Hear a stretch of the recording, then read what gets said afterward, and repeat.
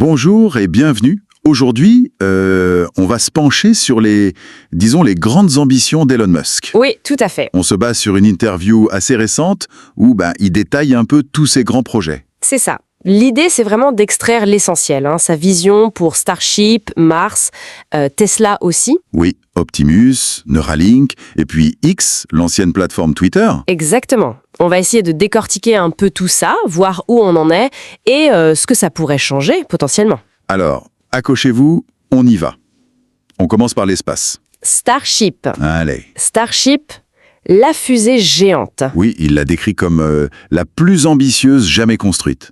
Il dit même, et ça c'est intéressant, qu'il est passé maître pour transformer l'impossible en juste en retard. Ah oui, le fameux Ellen Time, quoi. C'est un peu ça. Apparemment, au début, ça faisait rire, mais plus maintenant. Non, c'est sûr.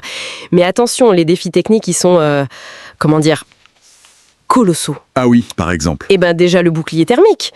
Pour revenir d'orbite, il faut qu'il soit totalement réutilisable. Totalement. Ça n'a jamais été fait. Jamais. Et puis il y a la récupération. Attraper le vaisseau et le booster en vol avec ces baguettes robotisées géantes, c'est assez fou. D'accord. Et il y a autre chose? Oui, le ravitaillement en orbite. Faire le plein là-haut, en gros. C'est indispensable si on veut aller loin. Loin comme... Mars ? Exactement. Et le but ultime qu'ils affichent, c'est de rendre le coût par tonne en orbite, inférieur à celui de leur toute première fusée, la Falcon 1. Inférieur à la Falcon 1. C'est énorme comme ambition. Carrément. Ça donne l'échelle du truc. Et du coup, ça nous amène à Mars, justement.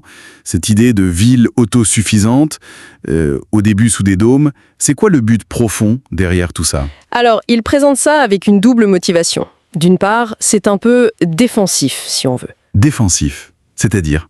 Assurer la survie de la conscience humaine. S'il arrivait une catastrophe majeure sur Terre, c'est une sorte de plan B, quoi. D'accord, une assurance vie pour l'humanité. Voilà. Et d'autre part, et c'est peut-être plus vendeur, c'est l'inspiration. Donner à l'humanité un objectif qui fait rêver, qui nous tire vers le haut. Un peu comme Apollo à l'époque. Exactement. Un truc plus grand que nos problèmes quotidiens. C'est pas juste la survie, c'est aussi le rêve, l'exploration. C'est vrai que c'est un grand écart entre la prudence et l'ambition pure. Bon, après Mars, si on revenait un peu sur Terre, Tesla. Oui, alors, Tesla. Il y a le robot-taxi, bien sûr, le Cybercab. Ah oui, ce petit véhicule biplace. C'est ça, conçu exprès pour être autonome, donc sans volant, sans pédale. Et l'idée, c'est qu'il coexisterait avec les modèles 3 et Y sur les routes. Et le modèle économique? Alors là, c'est intéressant. Ce serait un réseau mixte. Des taxis appartiendraient à Tesla et d'autres à des particuliers. Un peu comme un mix entre Uber et Airbnb, mais pour les voitures autonomes. C'est tout à fait ça, l'idée. Et puis il y a Optimus. Le robot. Là, l'affirmation est assez folle. Il pense que ça pourrait valoir plus que toute l'activité automobile. Oui, c'est une projection renversante. Ça montre qu'il voit un marché immense pour l'automatisation du travail physique. Plus grand que les voitures. Potentiellement, oui. Il dit qui ne voudrait pas de son C3PO ou R2DD personnel. La version 3 est en développement. Et les premières utilisations, ce serait quoi? D'abord des tâches à haute valeur ajoutée. Aide médicale, par exemple, ou des travaux dangereux, pénibles. Avant une diffusion plus large, j'imagine. Exactement. Pour lui, à long terme, Optimus est même plus transformateur que la conduite autonome. C'est dire. Passons à Neuralink. Là, on entre presque dans la science-fiction. L'objectif de départ, c'est médical, non? Oui, très concret au début. Aider les personnes paralysées à contrôler des appareils par la pensée. Ou rendre la vue aux aveugles. C'est ça, en se connectant directement au cortex visuel. Apparemment, il y a déjà 8 patients qui utilisent le dispositif. 8 patients. C'est déjà concret, mais la vision à long terme. Ah là, oui, c'est vertigineux. On parle d'amélioration humaine, carrément.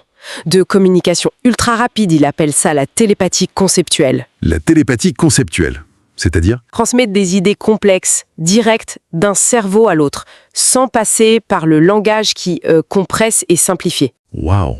Et aussi traiter des troubles neurologiques, sauvegarder les souvenirs. C'est évoqué, oui. Épilepsie, schizophrénie, même l'immortalité numérique via la sauvegarde. Bon, évidemment... Il y a des freins? Énorme. La sécurité et surtout les autorisations réglementaires. La FDA aux États-Unis, notamment, c'est très complexe. Il a même mentionné que Grok, son IA, pourrait un jour comprendre les signaux Neuralink directement. Incroyable. Bon, et pour finir, un petit mot sur X, l'ex-Twitter. Qu'est-ce qu'il en dit? Ben, que ça continue d'évoluer. Du texte court, on passe à des formats plus longs, texte, vidéo. Il y a une messagerie chiffrée, X-Chat. Et les paiements qui arrivent. X-Money. Oui, X-Money ou X-Finance. C'est prévu. Les grands principes qu'il met en avant, c'est la liberté d'expression, bon, dans les limites de la loi, précise-t-il, et la recherche de la vérité. Avec les notes de la communauté. C'est ça, ce système collaboratif pour corriger les infos.